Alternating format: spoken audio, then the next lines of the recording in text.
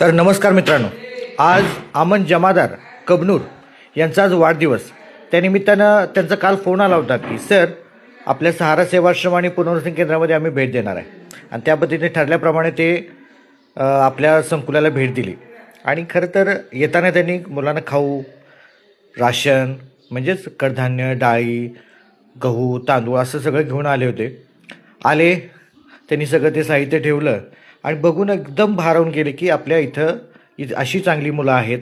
आणि आल्या आपलं कर्तव्य बनते की त्यांचं आपण स्वागत समारंभ केला पाहिजे. स्वागत केल्यानंतर त्यांनी आपल्या स्वतःच्या हाताने मुलांना खाऊ वाटप केला. त्यांनी वडापाव आणला होता मुलांसाठी, अगदी प्रेमानं आणला होता. आणि तो वडापाव आपण सगळ्यांना दिला, त्यांच्या हस्तेच वाटप केलं.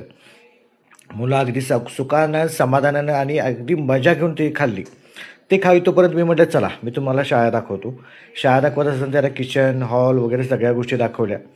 परत त्यांना ऑफिसमध्ये घेऊन आलो. ऑफिसमध्ये त्यांची चर्चा केली की त्यांची वेद इंडस्ट्री म्हणून एक त्यांची इंडस्ट्री आहे आणि त्यांचं काम सुरू होतं. शेवटी त्यांच्याबरोबर एक फोटो काढला. आमच्या धीरजने त्यांचे आभार मानले आणि एकदम आम्ही सगळ्यांना त्यांना शतायुषी व्हा असा ईश्वरचरती प्रार्थना केली.